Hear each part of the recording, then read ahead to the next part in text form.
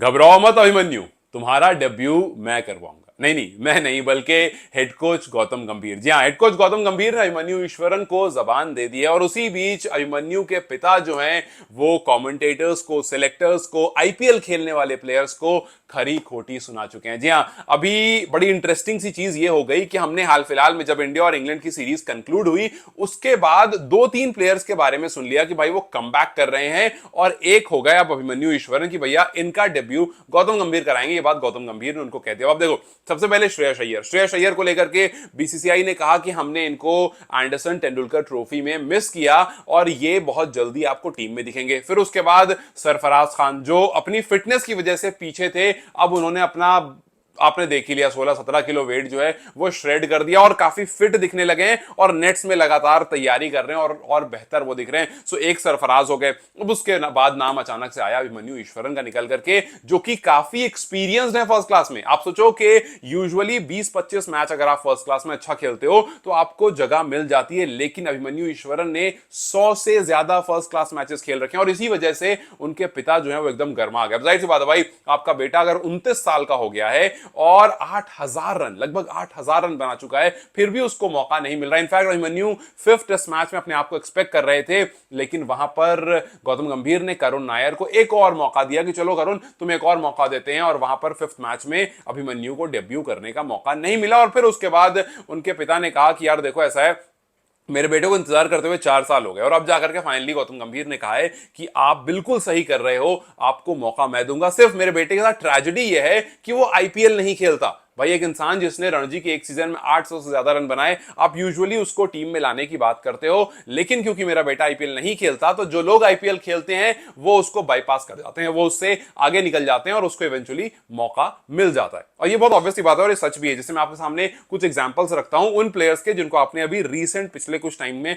खेलते हुए देखा होगा। सबसे पहले देवदूत पडिक्कल, आपने उनका डेब्यू होते हुए देखा। फिर उसके बाद साई सुदर्शन, आपने उनका हाल फिलहाल में डेब्यू होते हुए देखा। और मैंने आपसे इस बारे में कहा भी था कि ये एक पैटर्न सा इंडियन क्रिकेट टीम का कि अगर आपकी टीम का कप्तान आईपीएल की टीम का कप्तान है तो आपको डेब्यू करने का मौका बहुत जल्दी मिल जाता है। और ये कोई नया नहीं है, ये हमने एमएस धोनी के टाइम भी देखा था, ये हमने विराट कोहली के टाइम भी देखा था, ये हमने रोहित शर्मा के टाइम भी देखा था। और अगर डेब्यू नहीं तो किसी का कमबैक होता है, कोई टीम में आता है, कोई लंबे टाइम तक टीम में रहता है। ये बहुत ऑब्वियस सा एक पैटर्न है। और अगर आप इसमें देखो, सबसे पहले अभिमन्यु ईश्वरन के आप नंबर्स देखो। अभिमन्यु ने अब तक 103 फर्स्ट क्लास मैचेस खेले हैं, जिसमें 177 इनिंग्स खेली हैं।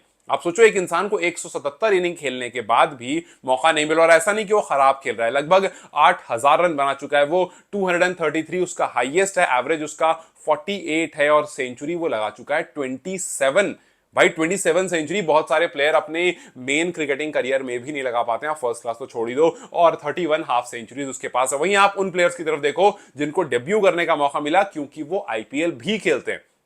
पहला नाम देवदूत पडिक्कल, जो कि आरसीबी के साथ आपने उनको देखा होगा खेलते हुए।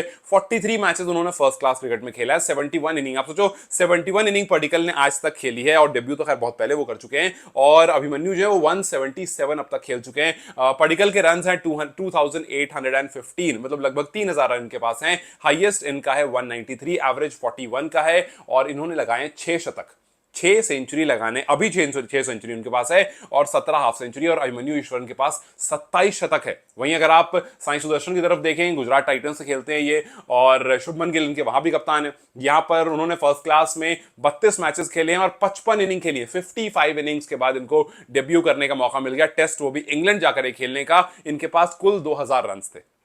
अभिमन्यु ईश्वरन लगभग 8,000 रन, 177 इनिंग, हाईएस्ट इनका है 213 और एवरेज है 38 का, और इन्होंने 7 सेंचुरीज लगाई। अब आप बताओ, 7 सेंचुरी और 6 हाफ सेंचुरी, आप बताओ कि यार जाहिर सी बात है, कोई भी इंसान अगर उसका बेटा इन एवरेजेस, इन नंबर्स के सामने बहुत बड़ा है, वाकई बहुत बड़ा यार, एक ने लगाया 6 शतक, एक ने लगाया 7 शतक, आपके बेटे ने लगाया 27 शतक, तो भाई बहुत ऑब्वियस सी बात है कि गर्म तो होंगे ही। उन्होंने कहा कि यार ये आईपीएल प्लेयर्स आते हैं, आईपीएल खेलते हैं, और क्योंकि मेरा बेटा आईपीएल नहीं खेलता है तो ना कमेंटेटर्स इनके बारे में बात करते हैं। कमेंटेटर्स तो बिल्कुल बायस हो चुके हैं, ये बात ही उनके बारे में करते हैं जो आईपीएल खेलता है, जहां से थोड़ी लाइमलाइट मिलेगी वही बात करेंगे, जो असल काम इनका है वो ये कर नहीं रहे। उन्होंने कहा कि मैं इंग्लैंड गया था, यूके से मैंने ड्यूक बॉल खरीदी थी और ड्यूक बॉल बहुत सारी लेकर आया था अपने बेटे के लिए कि भाई तू इंग्लैंड टूर से पहले प्रैक्टिस कर। आई एम वेरी श्योर कि इस बार गौतम गंभीर कोच हैं, मौका मिल जाएगा। लेकिन एक बार फिर फिर से अभिमन्यु ईश्वरन को वही देखना पड़ा जो वो पिछले साल बहुत 3-4 सालों से वो लगातार देख रहे हैं। लेकिन अच्छी बात यह है, अभिमन्यु ईश्वरन के पिता ने कहा कि गौतम गंभीर ने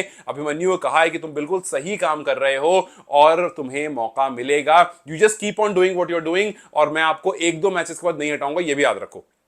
हाँ, उन्होंने वही स्टेटमेंट करुण नायर के लिए भी दी थी कि हम 1-2 मैचेस के बाद प्लेयर को टीम से नहीं हटाते हैं, हम उसको पूरा टाइम देते हैं एडजस्ट होने का। उन्होंने अभिमन्यु को भी कहा कि तुम अपनी तैयारी करते रहो, तुम्हें मौका भी मैं दूंगा और 1-2 मैचेस के बाद हटाऊंगा भी नहीं, तुम जिस तरह से जो कर रहे हो पूरी तरह से वो करते रहो। अब देखो, सवाल बस ये है कि आने वाले टेस्ट सीरीज में ठीक है आप अभिमन्यु को मौका तो दे दोगे, लेकिन सवाल ये है कि यार टीम किस तरह से बनाओगे।